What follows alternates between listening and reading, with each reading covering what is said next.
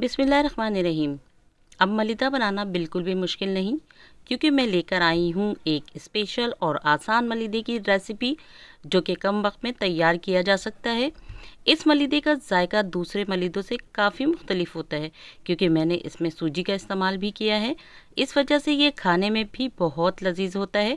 इस मलिदे को मुहर्रम के अलावा आम दिनों में भी घर में बनाया जा सकता है, जिसे बच्चे बूढ़े सब बड़े शौक से खाते हैं, और ये मलिदा बहुत ताकतवर होता है। अस्सलाम वालेकुम, टेस्टी फूड विद सलमा में आपको खुशामदीद। तो चलें मज़ेदार जायकों के जहान में, जहां आज मैं बना रही हूँ एक स्पेशल मलिदा, जिसके लिए मैंने बड़ी इलायची 6 अदद ली है और उसके दाने मैंने निकाल लिए हैं। ये देखिए, ये एक इलायची मैं आपको दिखा रही हूँ, इस तरह से आपने इसके दाने निकाल लेने हैं। लौंग 7 अदद लिया है। चीनी मैंने 1 कप लिया है, यानी 250 ग्राम। अब इन तमाम चीज़ों को मैं एक मिक्सर में डालकर इसे पीस लूँगी। पीसने के बाद मैंने अब एक बर्तन लिया है और इसमें मैंने 2 कप मैदा और 2 कप ही सूजी का डाला है। आप मैदे की जगह पे गेहूं का आटा भी ले सकते हैं। यहाँ मैं आपको एक बात बताती चलूँ कि इस रेसिपी में इस्तेमाल होने वाले तमाम अज्जा की लिस्ट आपको डिस्क्रिप्शन बॉक्स या फिर वीडियो के आखिर में भी लिखी मिल जाएगी। उसके बाद इसमें मैंने आधा खाने के चम्मच नमक डाला है और ये बड़ी इलायची और लौंग के पाउडर को भी मैंने इसी वक्त इसमें डाल दिया है। 2 खाने के चम्मच भरकर मैंने इसमें खुश्क मिल्क पाउडर डाला है। आप मिल्क पाउडर को स्किप भी कर सकते हैं। उसके बाद इसमें मैंने आधा कप घी डाला है। घी मैंने उसी कप से नापा है जिससे हम सूजी और मैदा लेंगे। अब इन तमाम चीज़ों को मैं बहुत अच्छी तरह से मिक्स कर लूँगी। ये देखिए, हमने मिक्स किया है और ये घी हमारा बिल्कुल इसमें ठीक है। अब मैं 300 ml दूध लूँगी और इसमें थोड़ा थोड़ा सा करके इस आटे को मैं गूंद लूँगी। आप दूध की जगह पे पानी का इस्तेमाल भी कर सकते हैं। ये देखिए, आटा थोड़ा थोड़ा दूध डालकर मैंने इसे गूंदा है। क्योंकि इसमें सूजी भी डली हुई है तो दूध का इस्तेमाल आप थोड़ा सा ज़्यादा करिएगा। और आटा आपने बहुत सॉफ्ट गूंदना है, ये देखिए।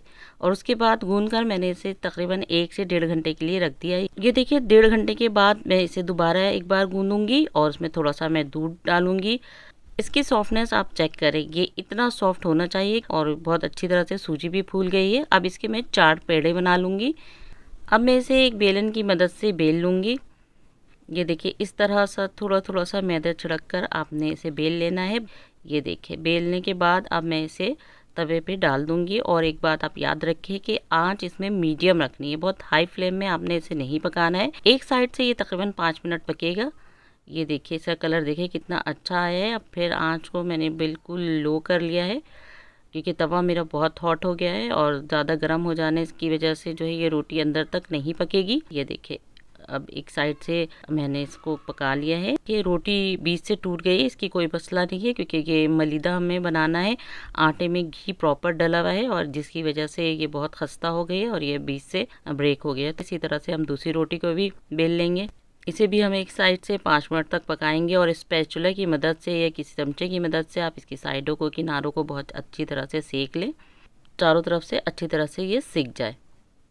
ये देखिए, इसका कलर लाइट लाइट सा आया है, लाइट गोल्डन सा कलर है इसका, क्योंकि ये मज़ीद पकेगा तो और ज़्यादा डार्क कलर हो जाएगा इसका।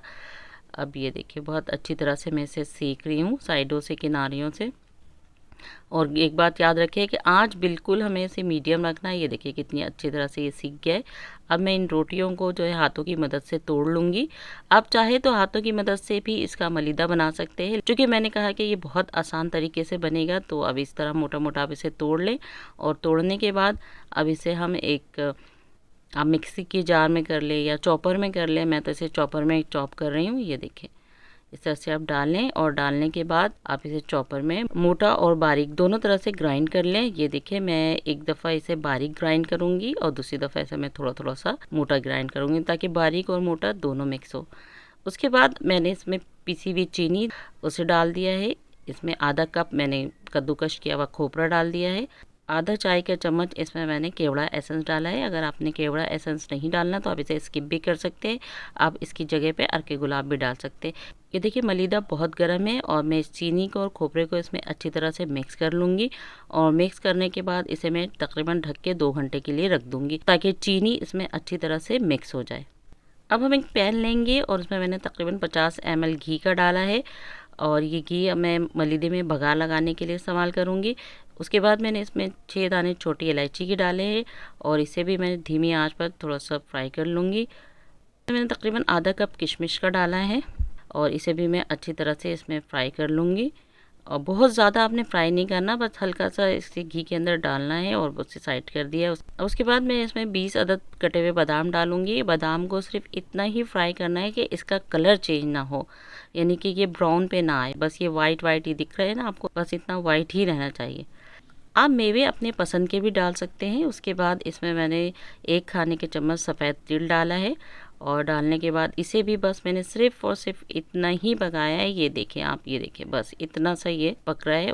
उसके बाद मैं इन तमाम मेवों को मलीदे के अंदर डाल दूंगी और डालने के बाद मलीदे को बहुत अच्छी तरह से हम मिक्स कर लेंगे। जब तक मैं मलीदे को मिक्स करती हूँ, आपसे एक गुजारिश और एक इल्तमास है कि आपको अगर मेरी वीडियो पसंद आ रही है तो मेरी वीडियो को लाइक और चैनल को सब्सक्राइब करके बेल के बटन को टच कर दे, ताकि मेरी तमाम वीडियो आपको वक्त पर मिलती रहे। अब मैं इसे एक प्लेट में निकाल कर आपको दिखाती हूँ। ये देखिए कितना ज़बरदस्त लग रहा है ये। आप अपनी मर्ज़ी से इसकी गार्निशिंग करें, आप किशमिश से करें, पिस्ते से करें, बादाम से करें, आपका जिस चीज़ से दिल चाहे आप इसकी गार्निशिंग कर सकते हैं। ये मलीदा बहुत ही ज़बरदस्त बनता है और बहुत ही जायके वाला होता है। आप इसे बनाएं, आप इसे आम दिनों में भी बना के अपने घर में बच्चों को खिलाएं। अच्छा, आप इजाज़त दें, खाएं पिए और मज़े करें, अपना और अपनों का ख्याल रखें और मुझे दुआओं में याद रखें। अस्सलाम वालेकुम।